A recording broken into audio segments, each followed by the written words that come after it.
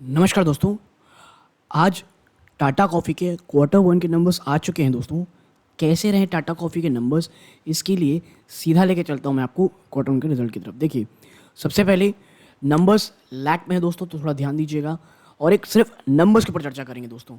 और यहाँ पर मैं चर्चा स्टैंड अलोन नंबर्स की करने वाला हूँ। ठीक है, आप देखें यहाँ पे रेवेन्यू फ्रॉम ऑपरेशन देखेंगे तो यहाँ पर 255.44 करोड़ रुपीज़ रहा है।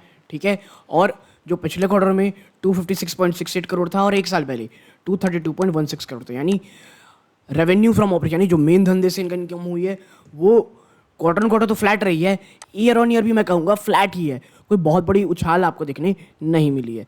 बात करें अदर इनकम की तो इस बार 6.43 करोड़ रहा है, जो पिछले क्वार्टर में 22 करोड़ था। जी हाँ, 22 करोड़, और एक साल पहले 11.30 करोड़ था।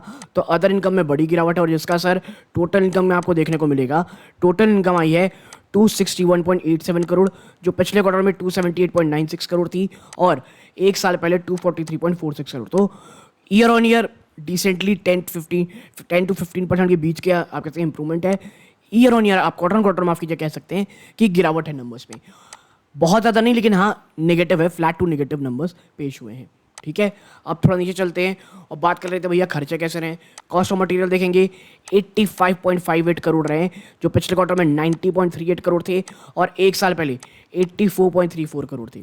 ठीक है, अब बात करते हैं भैया एम्प्लॉयमेंट एक्सपेंस की कि एम्प्लॉयज़ को कितना पैसा दिया गया है, जो है कि एक बहुत बड़ा खर्चा है इस कंपनी के लिए।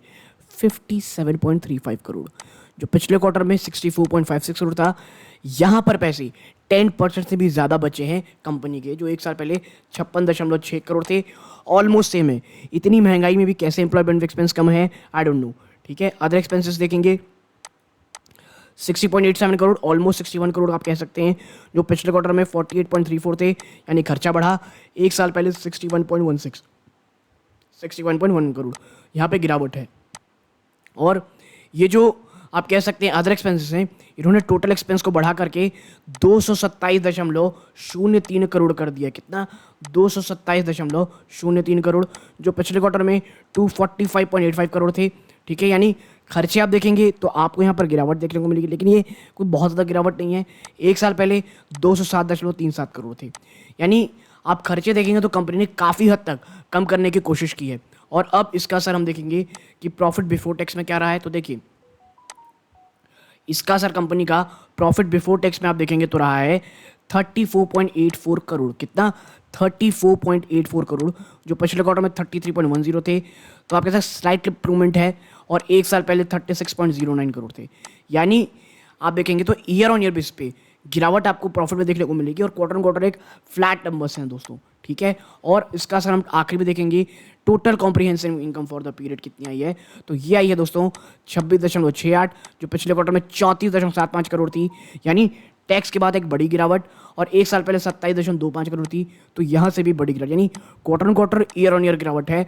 और ईपीएस भी आप देखेंगे 1.67 से घट करके दोस्तों 1.45 आ गई है, जो पिछले क्वार्टर में 1.60 थी। यानी आप देखेंगे तो टैक्स के बाद में नंबर में कमी है। और ओवरऑल भी अगर आप देखेंगे सिर्फ purely on revenue from operation basis, तो कोई बहुत शानदार नंबर कंपनी ने पेश नहीं किए हैं दोस्तों। ठीक है, तो ये नंबर्स रहे। और भी अगर कुछ कंपनी ने दिखा है तो हम याद कर सकते हैं। ऊपर थोड़ा चलते हैं तो ऐसा कुछ देखने को नहीं मिल रहा है।